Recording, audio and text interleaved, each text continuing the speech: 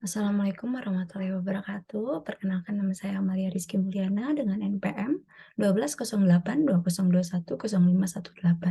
Pada saat ini saya akan menjelaskan mengenai Porter's 5+1 Forces of Adidas. Berikut adalah daftar isi konten pada presentasi kali ini. Ada company profile dari Adidas, ada sekilas materi mengenai Porter's 5+1 Forces, dan juga masing-masing elemen yang akan dijelaskan tingkat kekuatan terpengaruhnya kepada Adidas. Yang pertama, company profile dari Adidas. Adidas ini didirikan pada tahun 1924 oleh Adi Dassler dengan produk pertamanya yaitu adalah sepatu, dan beliau langsung mematenkan produknya tersebut serta corak 3 garis yang sekarang kita kenal. Nah, sering dengan berjalannya waktu, Adi Dassler melakukan inovasi sehingga pada tahun 1967 terciptalah lini produk pakaian pertama dari Adidas. Pada 1970 terjadilah kerjasama dengan FIFA World Cup untuk pembuatan bola sepak bola. Berarti hal tersebut menandakan juga bahwa perluasan bisnis Adidas ke aksesoris dan peralatan olahraga. Selanjutnya pada 1986 terciptanya produk non-atletik. Terciptanya produk tersebut diakibatkan oleh penggabungan dari art atau seni dengan olahraga. Sehingga terciptalah produk tersebut. Nah, maju ke tahun 2000-an, produk juga mengalami inovasi yaitu berbentuk sport inspired streetwear. Konsep ini menyatukan sport, street, dan juga style ke dalam satu produk. Jadi Adidas tidak hanya lagi menjual produk-produk mengenai yang atletik saja, tetapi juga ada yang tidak gitu ya. Nah, yang selanjutnya pada 2016 CEO dari Adidas ini memiliki visi untuk digitalisasi, melakukan pemasaran produknya melalui digital. Nah, hingga masa kini Adidas ini terus melakukan berinovasi dan berfokus pada kebutuhan konsumen serta tren yang terjadi di masyarakat. Nah, tujuan dari Adidas adalah untuk memaksimalkan kemampuan manusia, melibatkan dan menyatukan konsumen melalui olahraga dan membuat dunia yang berkelanjutan. Untuk misinya sendiri yaitu adalah menjadi merek olahraga terbaik di dunia dengan sikap Adidas yang itu sikap optimis dalam menjalani bisnis, karena dengan bersikap optimis mereka dapat melihat kemungkinan perkembangan yang tak terbatas dibanding dengan pesaingnya. Lini produk dari Adidas sendiri ada alas kaki, pakaian, aksesoris, dan juga peralatan olahraga. Wilayah operasionalnya sudah mencakup seluruh dunia, tapi mereka membaginya ke dalam beberapa market atau ke beberapa pasar. Ada Great China, ada EMEA atau Europe, Middle East, dan juga Afrika, ada Amerika Utara, Asia Pasifik, dan juga Amerika Latin. Nah, Porter's 5+1 Forces ini digunakan untuk memperkirakan kondisi sebuah industri. Nah, jadi perusahaan harus menilai tingkat kepentingan kesuksesannya melalui 6 kekuatan, yaitu dari threat of new entrants atau ancaman dari pendatang baru, rivalry among existing firms, persaingan di pasar yang ada, perusahaan-perusahaan yang ada, threat of substitute products atau ancaman dari produk substitusi, bargaining power of buyer, bargaining power of suppliers, dan juga relative power of other stakeholders. Nah, berikut adalah gambar dari teori tersebut yang menggambarkan keterkaitan satu sama lainnya. Yang pertama, pembahasan dari threat of new entrants ada dari variabel yang pertama adalah economy of scale. Nah, economy of scale ini dihitung dari nilai penjualan atau produksi yang dilakukan oleh Adidas. Jadi, dapat dilihat pada grafik di samping bahwa dari 2020 dan 2021 Adidas konsisten untuk terletak pada posisi kedua dibandingkan dengan perusahaan lainnya. Pembanding perusahaan di sini digunakan yaitu ada Nike, Puma, Under Armour, dan juga Asics. Nah, Adidas ini menghasilkan penjualan sebesar 21.051.069 atau bisa dikatakan 26% dari total produksi industri sport fashion. Hal tersebut merupakan besaran yang cukup mencangkup dari market share di industri ini gitu. Berarti bahwa economy of scale, kekuatan Adidas dalam menghadapi ini adalah cukup besar. Nah, selanjutnya ada mengenai product differentiation. Adidas ini mengkategorikan produknya ke dalam 3 segmen, yaitu ada alas kaki, ada footwear, apparel, pakaian, dan juga accessories. Nah, ketiga segmen tersebut juga selanjutnya dibagi ke dalam masing-masing cabang olahraga, seperti ada running, training, golf, dan juga ada lifestyle. Nah, di sini dapat dilihat ada beberapa foto produknya, ada yang untuk, sarung tangan untuk golf, ada baju olahraga dan juga dan juga celana olahraga, ada sepatu lari, ada sepatu untuk yang lifestyle juga. Nah, selanjutnya adalah capital requirement. Jadi untuk produksinya, Adidas ini hampir 100% menggunakan tenaga dari outsourcing yang melalui kerjasama dengan 114 perusahaan manufaktur yang mayoritas terletak di Asia. Mayoritas itu sebesarnya 71% dari keseluruhan kerjasama. Nah, jadi, Adidas juga menjalin perhubungan ini sudah jangka panjang, setidaknya 65% kerjasama yang dilakukan ini telah dilakukan telah berlangsung selama 10 tahun. Sedangkan 35% lainnya ini sudah berlangsung dari 20 tahun. Berarti hal tersebut menunjukkan bahwa Adidas berkomitmen untuk maintain atau memelihara hubungan jangka panjang dan hubungan baik dengan para pemasoknya. Selanjutnya untuk distribusi, pengembangannya dilakukan melalui proses otomatisasi dan juga perkembangan sistem, dan perluasan kapasitas distribusi sehingga mempermudah pelayanan e-commerce dan tersedianya beragam pilihan layanan antar, langsung ke konsumen tingkat akhir. Nah, untuk cost advantage yang akan dibahas mengenai pemasok dan juga hak paten yang dimiliki oleh Adidas. Jadi Adidas ini bekerja sama dengan 509 pemasok yang tersebar di 46 negara, tentunya dengan kualifikasi yang telah diberikan, berkualitas dan juga berinovasi. Sehingga dapat disimpulkan bahwa Adidas tidak menerapkan metode single sourcing. Nah, selanjutnya adalah Adidas juga memperhatikan dampak lingkungan yang dihasilkan oleh pemasok secara langsung. Jadi mereka juga melakukan, pemantauan terhadap pemasok, mengenai limbah-limbah yang mereka hasilkan. Selanjutnya ada menerapkan standar tenaga kerja untuk menjaga ketertiban dan keadilan karyawan. Mengenai hak patennya, di sini sudah memiliki 700 hak paten, di antaranya akan disebutkan beberapa, yaitu adalah yang pertama dari pattern element used for interconnecting components of a sporting good, ada hak paten sol sepatu, hak paten sistem heat press untuk alat kaki dan pakaian, ada messaging apparatus for wearable items, three-dimensional shoe, method for the manufacture of a shoe sole, and shoe with pre-manufactured TPO article, ada sensor garment dan juga fitness, activity monitoring systems and methods.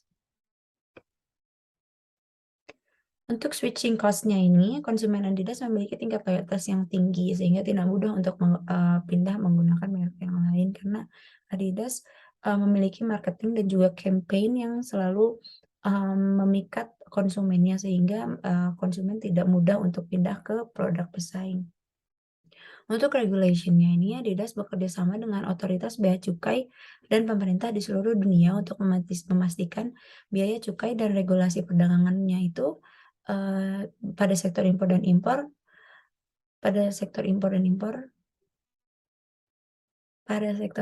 ekspor memenuhi ketersediaan dan memenuhi persyaratan. Selanjutnya, pembahasan mengenai access to distribution channel. Jadi distribusi produk ini dari Adidas dilakukan secara global melalui 67 titik distribusi yang berdampak pada kemudahan aliran distribusi secara efektif dan efisien. Nah, titik distribusinya itu tersebar ada di 26 lokasi di EMEA, 11 di China, 14 di Asia Pasifik, 7 di Amerika Utara, dan 9 di Amerika Latin. Dari titik-titik distribusi tersebut, Adidas hanya memiliki 27 titik distribusi, sedangkan 40 lainnya dimiliki oleh mitra logistik.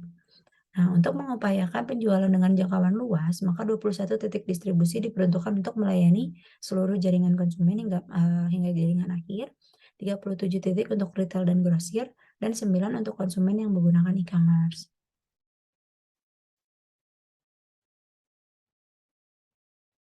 Selanjutnya sudah, masuk ke dalam pembahasan rivalry among existing firms atau persaingan, dengan perusahaan yang sudah ada. Nah, jumlah pesaingnya dari Adidas ini adalah, mmm, jumlahnya ini banyak, karena persaingan pasar yang dihadapinya itu adalah termasuk ke dalam kategori pasar monopolistik, di mana pesaingnya itu tidak terhingga namun memiliki produk yang serupa.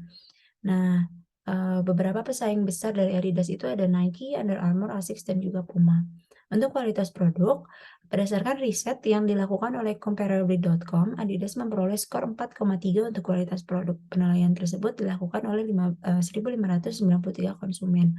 Skor tersebut menempati posisi kedua jika dibandingkan dengan perusahaan lainnya. Nah, perbedaan lainnya antara Adidas dengan merek yang lain atau pesaing yaitu lagi-lagi dari Comparably.com memberikan nilai 4,1 pada aspek harga untuk Adidas.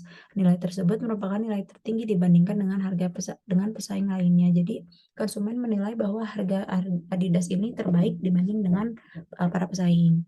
Nah, pada tahun 2021, Adidas dapat mengirimkan produknya tepat waktu sebesar 87% atau on time available dan 83% atau on time in full. Nah, untuk nilai kepuasan konsumen berdasarkan NPS yang dilakukan oleh Comparably.com, meraih nilai sebesar 47.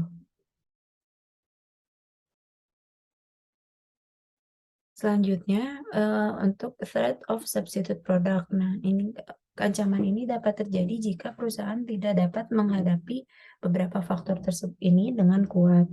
Namun Adidas dapat menghadapinya, yaitu yang pertama dari green environment. Nah, jadi saat ini itu konsumen lebih memperhatikan lingkungan, dan keberlanjutannya juga.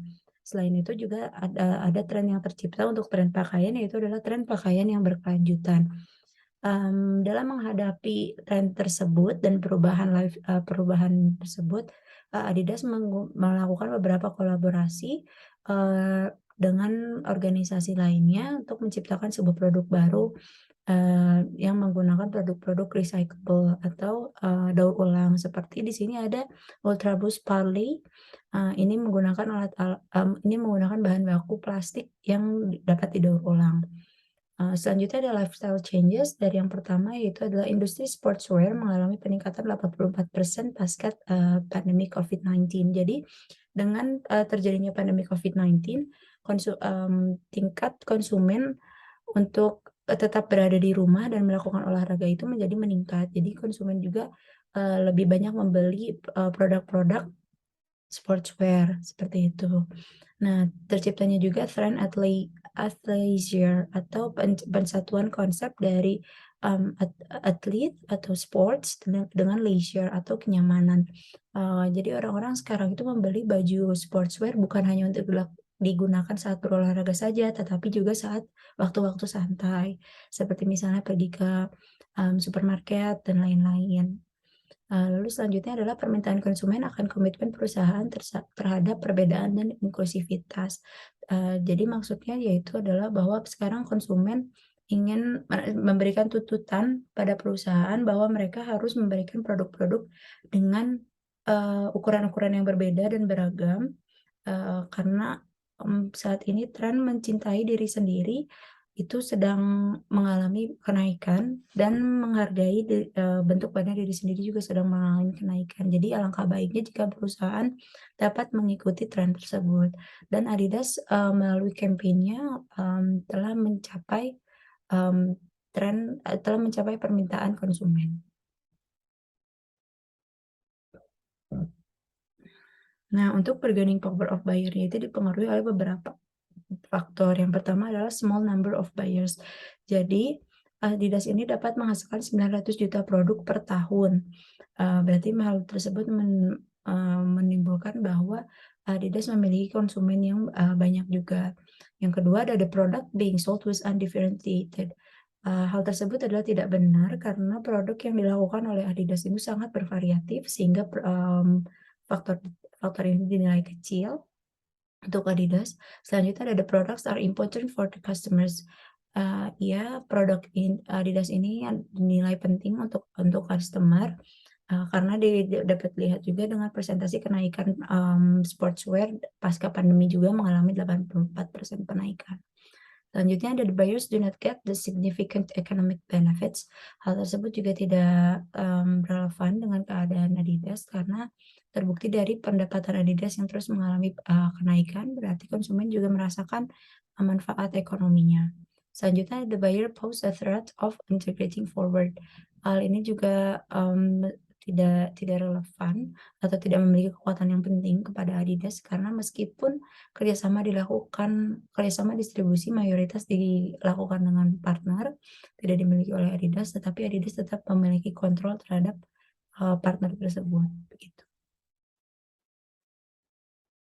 Selanjutnya ada bargaining power of suppliers, yang pertama faktornya adalah, dominated by a few numbers of companies. Jadi pemasok dari Adidas ini seperti yang telah dijelaskan sangat banyak sekali dan tersebar di seluruh dunia, jadi Adidas tidak mengalami ancaman dari, keterbatasan jumlah pemasok. Nah, produknya juga unik dan, suppliers are not threatened by substitute products. Mmm, Pihak pemasok juga tidak terancam tidak terancam oleh produk, substitusi, forward vertical integration, dan juga the company are not an important customer for the supplier. Hal ini tidak relevan dengan perusahaan Adidas karena, dapat dilihat, dari kerjasama yang dilakukan telah berangsur selama 20 tahun lebih, berarti hal tersebut menunjukkan bahwa Adidas adalah konsumen penting untuk pemasoknya. Selanjutnya ada yang terakhir adalah faktor relative power of other stakeholders. Di sini ada 3 stakeholder lainnya yang dibahas, yaitu ada pemerintah, perserikatan kerja, dan juga pemegang saham. Untuk pemerintah sendiri, Adidas bahkan menerima dana hibah dari pemerintah lokal, nasional, hingga internasional dalam bentuk subsidi. Jadi beberapa pemerintah yang memberikannya itu ada the Federal Republic of Germany dan juga the European Union. Hal tersebut berarti menunjukkan bahwa dukungan pemerintah kepada bisnis yang dilakukan oleh Adidas. Sedangkan untuk perserikatan kerja, Adidas ini menciptakan workplace standards atau standar tenaga kerja yang mencakup kesehatan dan keselamatan karyawan, upah yang adil, larangan keras bagi pekerja di bawah umur dan pekerja paksa. Dengan harapan, tenaga kerja ini terpenuhi kebutuhannya secara layak. Namun demikian, tetap terjadi beberapa kali peristiwa demonstrasi akibat rasisme yang terjadi di internal perusahaan dan juga ketelatan pembayaran upah. Untuk pemegang saham, sebagai hasil dari kerjasama perusahaan di tahun 2001, akan dibagikan dividen sebesar 3,30 euro per lembar saham pada tahun 2022. Nah, jadi rencana pembagian saham ini mulai dari, 8 miliar euro hingga 9 miliar euro kepada pemegang saham untuk periode 5 tahun ke depan, melalui rata-rata pembayaran dividen sebesar 30% hingga 50% dari pendapatan bersih yang diperoleh oleh Adidas. Dapat disimpulkan berarti hubungan antara Adidas dengan pemegang saham ini baik.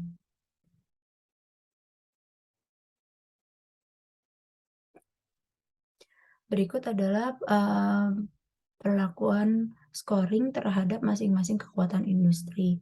Bobot yang dimaksud adalah derajat kepentingan, suatu kekuatan industri terhadap, perusahaan.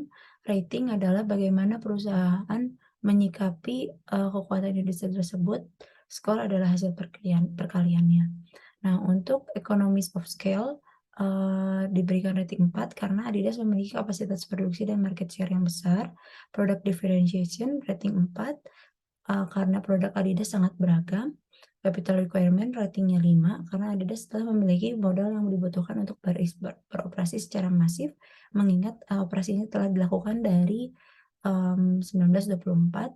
Selanjutnya adalah cost advantage, ratingnya 5, kepemilikan hak paten sebanyak 700 hak paten dan hubungan baik dengan pemasok. Switching cost 4 karena konsumen tidak mudah berganti untuk ke pesaing. Regulation 4, melakukan aktivitas bisnis sesuai dengan kebijakan setempat. Access to distribution channels-nya ada 4 juga ratingnya, yaitu memiliki jaringan distribusi yang tersebar luas. Selanjutnya dari rivalry among existing firms, jumlah pesaingnya 4 karena banyaknya jumlah pesaing tidak menghambat kinerja bisnis Adidas. Kualitas produk ada 5, di scoring 5 karena Adidas memiliki posisi tertinggi pada kualitas, produk. Harganya di rating 4, harga yang ditawarkan berada pada posisi kedua ketersediaan produk ada di 3, karena terdapat beberapa keterbatasan ketersediaan produk pasca pandemi. Tadi juga di persentasenya hanya mencakup 83% ketersediaan produk. Selanjutnya untuk threat of substitutes product, green environment diberikan rating 3. Untuk inovasi produk berkelanjutan, lifestyle changes-nya 4 karena mengikuti tren lifestyle terkini. Selanjutnya, untuk produk scarcity, produk dari Adidas ini atau sepatu dan pakaian yang dihasilkan oleh Adidas ini belum mengalami kelangkaan sehingga ratingnya 4. Untuk bargaining power of buyer, yang pertama jumlah pembelinya diberikan rating 4 karena Adidas berhasil memenuhi kebutuhan konsumen. Produksi standarnya 4 karena sebenarnya Adidas itu memiliki produk yang dihasilkan itu bervariasi. Yang selanjutnya ada ancaman integrasi vertikal ke depan, scoring 3 karena jaringan distribusi sebagian besar dimiliki oleh mitra. Jumlah pemasoknya 5 karena tidak melakukan ratingnya 5 karena tidak melakukan sistem single source, sehingga Adidas aman dari keterbatasan supplier. Produk terdiferensiasi tinggi, ratingnya 4, argumennya karena produk yang berdasarkan beragam, ancaman integrasi vertikal ke depannya dengan rating 4, bukan pelanggan penting dengan rating 5 karena Adidas adalah pelanggan prioritas bagi pemasok. Untuk skor pada relative power of other stakeholder, kekuatan pemerintah ada di 4 karena memiliki sikap positif terhadap kegiatan bisnis. Organisasi buruhnya ada di 3 karena terjadi beberapa pemberontakan di tahun 2022. Untuk hubungan dengan pemegang saham, diberikan rating sebesar 3 karena pembagian dividen dengan jumlah besar berdampak pada kepuasan pemegang saham. Sehingga total yang didapatkan oleh Adidas dalam perhitungan Porters 5 plus 1 forces ini sebesar 4,7, yaitu cukup besar. Sekian presentasi dari saya. Terima kasih. Wassalamualaikum warahmatullahi wabarakatuh.